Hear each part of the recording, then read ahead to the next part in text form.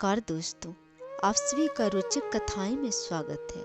आज मैं लेकर आई हूँ माघ माह महत्तम 28वां अध्याय।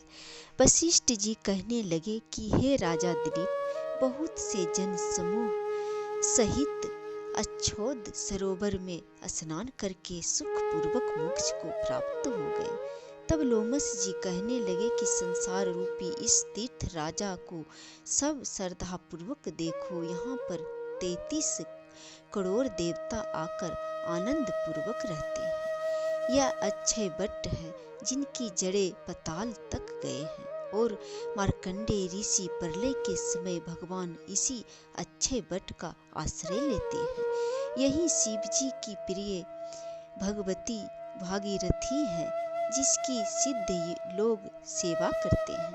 यहाँ गंगा स्वर्ग के हेतु पाताल पताखा है, इसका जल पीकर मनुष्य मुक्त हो जाते हैं। हे मुनि, सभी प्राणी इस नदी को यमुना से मिली हुई पाते हैं। इसका संगम बड़े पुण्य से प्राप्त होता है। इसके स्नान से जन्म मृत्यु रूपी दावानल से कोई नहीं तपता, परंतु ज्ञान प्राप्त करके मुक्त हो जाते हैं। यहाँ पर स्नान करने से सभी प्राणी बिना ज्ञान के भी मुक्त हो जाते हैं। इसलिए ब्रह्मा जी ने यहाँ यज्ञ करने की इच्छा की थी। इसी संगम में भगवान विष्णु ने स्त्री प्राप्ति की इच्छा से स्नान करके लक्ष्मी जी को प्राप्त किया।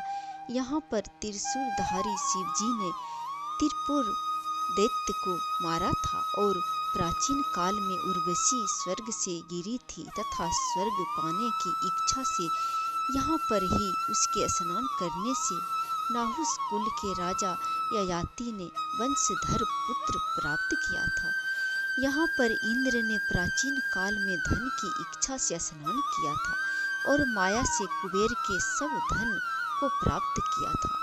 प्राचीन काल में नारायण तथा नर ने हजारों वर्ष तक प्रयाग में निराहार रहकर उत्तम धर्म किया था। यहाँ से जयगास्वी सन्यासी ने महादेव जी जैसे शक्ति वाले विजय पाई थी तथा अनिमा आदि योग के अति दुर्लभ ऐश्वर्य प्राप्त किए थे। इसी क्षेत्र में तपस्या करके श्री भारद्वाज सप्त ऋषियों में सम्मिलित हुए थे, जिन्होंने भी यहाँ स्नान किया। सबको स्वर्ग की प्राप्ति हुई। इसलिए हमारे विचार से तुम त्रिवेणी में स्नान करो। इस स्नान से पहले किए हुए तुम्हारे सब पाप नष्ट हो जाएंगे और संपूर्ण वैभवों को प्राप्त हो जाओगे। ऋषि के इस प्रकार के सत्य वचन सुनकर सब ही त्रिवेणी में स्नान करने लगा। उसी स्नान करने से सबकी पिशाचिता नष्ट हो गई।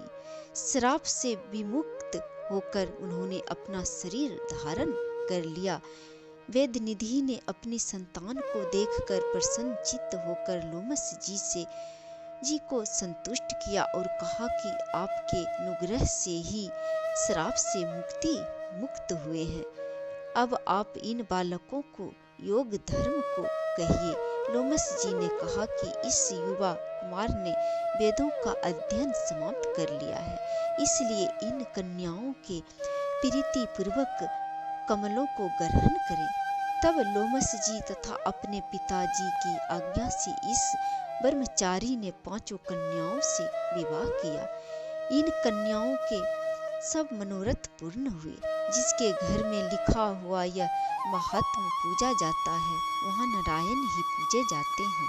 पुष्कर तीर्थ में, प्रयाग में, गंगा सागर में, देवालय में, कुरुक्षेत्र में तथा विशेष करके काशी में इसका पाठ अवश्य करना चाहिए। पुष्कर तीर्थ में ग्रहण के अवसर पर इसके पाठ का दुगना फल प्राप्त होता है, और मरने पर वैष्णव पद को प्राप्त होता है। माघ माह महत्तम संपूर्ण हुआ। जय श्री हरि।